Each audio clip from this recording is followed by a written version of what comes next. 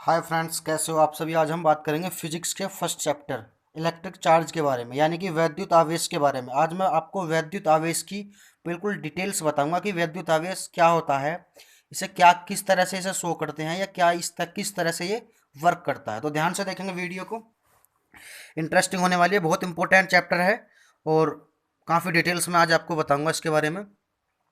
तो सबसे पहले देखेंगे हम हमारा जो है वैद्युत आवेश को कहते हैं हम इलेक्ट्रिक चार्ज। तो इलेक्ट्रिक चार्ज क्या होता है? वस्तु का वह गुण जिसके कारण उसमें चुंबकीय प्रभाव उत्पन्न हो जाता है, वैद्युत आवेश कहलाता है। यानी कि किसी भी ऑब्जेक्ट का वह नेचर जिसके कारण वह दूसरी वस्तु को अपनी तरफ क्या कर लेता है, खींच लेता है, हम उसको क्या कहते हैं? वैद्युत आवेश कहते हैं, इलेक्ट्रिक चार्ज कहते हैं। यानी कि सपोज करो, आपने देखा होगा कि यदि हम जो एक कॉम्ब होता है, कंघा, उसे सूखे बालों के साथ रब करते हैं, थोड़ी देर उसे हम रगड़ेंगे, तो कंघे को रगड़ने के बाद यदि हम धूल के कणों के पास लाएं तो वो उसे अपनी तरफ क्या करता है, खींचना, अट्रैक्ट करना शुरू कर देता है कॉम्ब। सही है। तो कॉम्ब के हम इसी नेचर को क्या कहेंगे, जो वो छोटे छोटे टुकड़ों को अपनी तरफ खींचता है, उन्हें धूल के कणों को, उसी को हम कहते हैं इलेक्ट्रिक चार्ज, वैद्युत आवेश। सही है। यानी कि वस्तु का वह गुण जो जिसके कारण वह चुंबक की तरह कार्य करने लगे। जैसे चुंबक मैग्नेट के छोटे छोटे टुकड़ों को अपनी तरफ खींचने लगती है, ठीक है, उसी तरह से यदि कोई वस्तु चुंबक की तरह दूसरी वस्तु को अपनी तरफ अट्रैक्ट करने लगे, खींचना शुरू कर दे, तो उसे हम कहेंगे वैद्युत आवेश, यानी कि इलेक्ट्रिक चार्ज। अब इसकी थोड़ी सी डिटेल से देखेंगे। जैसे इस वाले डायग्राम में देखेंगे, फर्स्ट मान के चलो हमारे पास एक कांच की छड़ है, ठीक है। अब मैंने क्या किया, कांच की छड़ को किसी रेशम के कपड़े के साथ रब किया, और रेशम के कपड़े के साथ रब करने के बाद उसको मैं कागजों के छोटे छोटे टुकड़ों के पास लाया, तो ये टुकड़े क्या होंगे, इसकी तरफ आकर्षित हो जाएंगे, इसकी तरफ क्या हो जाएंगे, ये आकर्षित हो जाएंगे। यानी कि ये कांच की छड़ इन टुकड़ों को अपनी तरफ खींचना शुरू कर देगी। तो हम कांच की छड़ के इसी गुण को क्या कहेंगे, वैद्युत आवेश। ठीक है। क्योंकि ये कांच की छड़ जो है, जब हम इसे रेशम की जो रेशम होता है उससे रगड़ेंगे, तो रगड़ने के बाद ये चार्ज ग्रहण कर लेगी। सही है। तो फिर ये क्या करेगी, चुंबक की तरह काम करना शुरू कर देगी। ठीक है। कागज के छोटे छोटे टुकड़ों को अपनी तरफ खींचना शुरू कर देगी ये।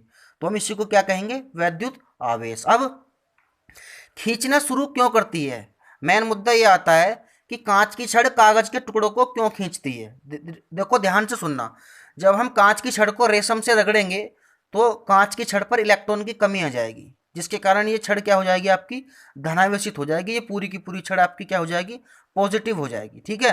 पॉजिटिव का मतलब है इस छड़ से कुछ इलेक्ट्रॉन्स निकल के काय में चले जाएंगे, आपके रेशम में चले जाएंगे। ठीक है। उसके बाद क्या होगा, ये कागज के टुकड़ों को अपनी तरफ खींचना शुरू कर देगी। तो कागज के टुकड़ों को पोलराइजेशन, यानी कि ध्रुवन के कारण, सही है, पोलर ध्रुवन के कारण ये कागज के टुकड़ों को अपनी तरफ खींचती है। यानी कि जब हम इसके नीचे कागज के टुकड़े लेकर आएंगे तो ये कागज के टुकड़े ध्रुवित हो जाएंगे, यानी कि नेगेटिव चार्ज ऊपर आ जाएगा और पॉजिटिव चार्ज नीचे रहेगा, सेम। जिसके कारण यहाँ पर कांच की छड़ पर पॉजिटिव चार्ज रहेगा और कागज के ऊपर की तरफ नेगेटिव आ जाएगा, और एक कागज के टुकड़े टुकड़े जो हैं ऊपर को खींचना शुरू कर देंगे। ठीक है। तो ये होता है ध्रुवन के कारण, ध्रुवित हो जाएंगे कागज के टुकड़े, जिसके कारण ये छड़ी ने क्या कर लेगी, अट्रैक्ट कर लेगी। इसी तरह से यदि हम किसी बैलून है, एक हमारे पास गुब्बारा है, यदि हम गुब्बारे को, ठीक है, यदि हम गुब्बारे को बालों से रगड़े, तो बालों से रगड़ने के बाद गुब्बारे पर नेगेटिव चार्ज आ जाता है। गुब्बारे पर कौन सा चार्ज आ जाता है, नेगेटिव चार्ज होता है, ये नेगेटिव हो जाता है, यानी कि इस पर इलेक्ट्रॉन आ जाते हैं बालों से निकलकर। ठीक है। उसके बाद ये भी कागज के टुकड़ों को अपनी तरफ खींचना शुरू कर देता है। तो दोनों ही, कांच हो या गुब्बारा हो, ये कागज के टुकड़ों को जो अपनी तरफ खींचते हैं उसी को हम क्या कहते हैं, वैद्युत आवेश। उसी को हम क्या कहते हैं, वैद्युत आवेश कहते हैं। ठीक है। अब ये गुब्बारा जो है, नेगेटिव चार्ज आने पर ये कागज के टुकड़ों को क्या कर देगा, ध्रुवित कर देगा, यानी कि ऊपर की तरफ पॉजिटिव आ जाएगा और नीचे की तरफ नेगेटिव हो जाएगा। तो नेगेटिव और पॉजिटिव के कारण ये कागज के टुकड़े इस पर क्या हो जाएंगे, अट्रैक्ट हो जाएंगे। जैसे कांच का टुकड़ा इस पे पॉजिटिव था नीचे की तरफ, और कागज पे ऊपर की तरफ नेगेटिव आ गया। तो यानी कि जो यहाँ पर चार्ज होता है उसके अपोजिट चार्ज ऊपर की तरफ आ जाता है। जैसे यहाँ पर नेगेटिव आ रहा है और यहाँ पर क्या आ रहा है, पॉजिटिव आ रहा है। इसके कारण हम कहते हैं कि कांच ने या गुब्बारे ने क्या कर लिया, आवेश ग्रहण कर लिया, और यह चुंबक की तरह कार्य करने लगे। चुंबक की तरह कार्य करने का मतलब है यह दूसरी वस्तु को अपनी तरफ खींचने लगे। ठीक है। तो वैद्युत आवेश आपके बिल्कुल क्लियर होगा, बिल्कुल सिंपल है। उसके बाद देखेंगे हम, यदि मैं कांच की दो छड़ों को, ये कांच की छड़ है एक फर्स्ट, ये फर्स्ट छड़ है और ये क्या है, सेकंड छड़ है। ठीक है, यदि मैं कांच की दोनों छड़ों को रेशम से रगड़ने के बाद एक साथ लटका दूं तो एक दूसरे से रिपल्जन होता है इनके बीच, यानी कि एक दूसरे से ये दूर हटती हैं। ठीक है, तो हम कह देते हैं समान आवेशों के बीच जो लगता है वो प्रतिकर्षण बल कार्य करता है। यदि पॉजिटिव है, ये भी पॉजिटिव है, यदि मैं फर्स्ट कांच की छड़ को रेशम से रगड़ूं तो ये पॉजिटिव हो जाएगी, सेकंड कांच की छड़ को रेशम से रगड़ूं तो ये भी पॉजिटिव हो जाएगी, और एक दूसरे से ये क्या होंगे, दूर भागेंगे, क्योंकि इसमें से भी नेगेटिव चार्ज कुछ कम हो जाएगा, इसमें से भी नेगेटिव चार्ज कुछ कम हो जाएगा और ये प्रतिकर्षित हो जाएंगे। ठीक है, जैसे यदि मैं गुब्बारों को सूखे बालों के साथ रगड़ूं, ड्राई हेयर के साथ, तो गुब्बारों पर नेगेटिव चार्ज जाएगा, दोनों गुब्बारे नेगेटिव हो जाएंगे, ये भी एक दूसरे से क्या होंगे, प्रतिकर्षित होंगे। तो हम कह सकते हैं इस चीज़ से कि यदि दोनों नेगेटिव चार्ज होते हैं तो एक दूसरे से दूर भागते हैं। ठीक है, या दोनों पॉजिटिव होते हैं, ये भी एक दूसरे से दूर भागते हैं। लेकिन यदि मैं एक कांच की छड़ और एक गुब्बारा, यानी कि कांच की छड़ पे पॉजिटिव और गुब्बारे पे नेगेटिव, इन दोनों को एक दूसरे के पास लाऊं तो ये क्या होंगे, ये आकर्षित होंगे, यानी कि ये भी इसकी तरफ मूव करेगा और ये भी इसकी तरफ मूव करेगा। तो हम कहेंगे विपरीत आवेशों के बीच, यानी एक पर पॉजिटिव है और दूसरे पर क्या है, नेगेटिव है, तो एक दूसरे से अट्रैक्ट होते हैं, एक दूसरे की तरफ खींचते हैं ये। ठीक है, तो समान आवेशों के बीच प्रतिकर्षण बल कार्य करता है और विपरीत आवेशों के बीच आकर्षण बल कार्य करता है। ये बात आपको क्लियर होगी बिल्कुल डिटेल में। ठीक है, नेक्स्ट देखेंगे। अब आवेश जो होता है आपका दो प्रकार का होता है, पॉजिटिव एंड नेगेटिव। ठीक है, आवेश कितने प्रकार का होता है आपका, दो प्रकार का। अब धनावेश क्या होता है, धनावेश का मतलब है जिन वस्तुओं पर इलेक्ट्रॉन की कमी होती है उन्हें कहते हैं हम धनावेशित वस्तुएं। सपोज करो मेरे पास एक कांच की छड़ है, ये पहली कंडीशन है, उसमें 100 इलेक्ट्रॉन है और 100 क्या है आपके प्रोटॉन है। ये हम मान लेते हैं, इलेक्ट्रॉन 100 नहीं होते, इलेक्ट्रॉन करोड़ों लाखों की संख्या में होते हैं, लेकिन फिर भी 100 इलेक्ट्रॉन है, 100 क्या है, प्रोटॉन है।